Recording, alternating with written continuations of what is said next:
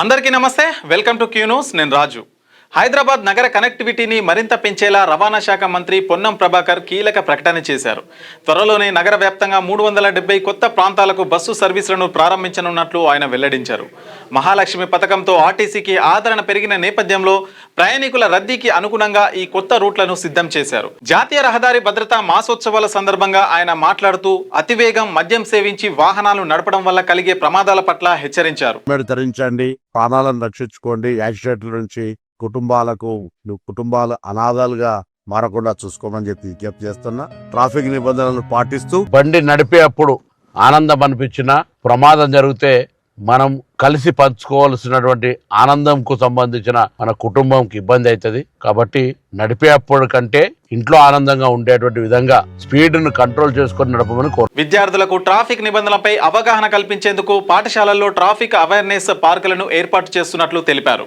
హైదరాబాద్ నగరవాసులకు, రాష్ట్ర ప్రయాణికులకు రవాణా శాఖ మంత్రి పొన్నం ప్రభాకర్ నూతన సంవత్సర కానుకగా అదిరిపోయే వార్త అందించారు. ప్రయాణికుల రద్దీకి అనుగుణంగా ముఖ్యంగా హైదరాబాద్ నగర కనెక్టివిటీని పెంచే లక్ష్యంతో త్వరలోనే 370 కొత్త ప్రాంతాలకు బస్సు సర్వీసులను ప్రారంభించనున్నట్లు ఆయన ప్రకటించారు. ఖైరతాబాద్లో జరిగిన జాతీయ రహదారి భద్రతా మాసోత్సవాల ప్రారంభోత్సవంలో ఆయన ఈ కీలక విషయాలను వెల్లడించారు. తెలంగాణ ఆర్టీసీ ప్రస్తుతం మహాలక్ష్మి పథకం అమలుతో ప్రయాణికులతో కలకలలాడుతోంది. మహిళలకు ఉచిత ప్రయాణ సౌకర్యం కల్పించిన తర్వాత బస్సుల డిమాండ్ విపరీతంగా పెరిగింది. ఈ నేపథ్యంలో నగరంలోని ప్రధాన కూడళ్ల నుండి శివారు ప్రాంతాలకు, ఇతర జిల్లాలకు అనుసంధానం పెంచేలా 370 కొత్త రూట్లను గుర్తించారు. త్వరలోనే ఈ మార్గాల్లో కొత్త బస్సులను ప్రవేశపెట్టడం ద్వారా ఐటీ కారిడార్, శివారు కాలనీల ప్రజల రవాణా కష్టాలు తీరనున్నాయి.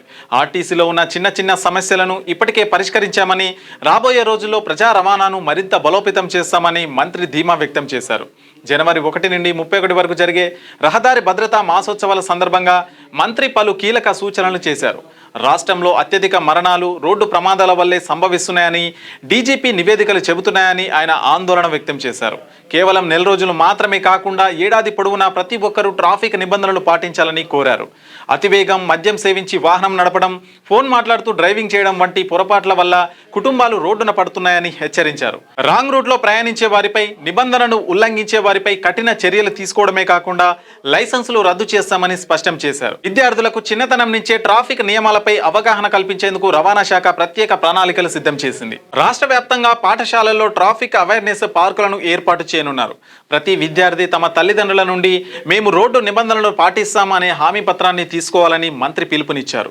రాష్ట్రంలో 1,80,00,000కు పైగా వాహనాలు ఉన్నాయని, కేవలం 1000 మంది అధికారులతోనే వీటన్నింటినీ నియంత్రించడం సాధ్యం కాదని, ప్రజలు స్వచ్ఛందంగా బాధ్యత వహించాలని ఆయన కోరారు. మీ వ్యాపారం అభివృద్ధి కావాలని కోరుకుంటున్నారా? అయితే వెంటనే క్యూ న్యూస్ ని సంప్రదించండి. Schools, colleges, banks, shops, office promotions, land promotions, political promotions, restaurant promotions, hospital promotions, పుట్టినరోజు వేడుకలు, శుభకార్యాలు, వ్యాపారాలు ఏవైనా, సందర్భం ఏదైనా ఇప్పుడే క్యూ న్యూస్ ద్వారా తెలియజేయండి. మీ వ్యాపారాన్ని అభివృద్ధి చేసుకోండి.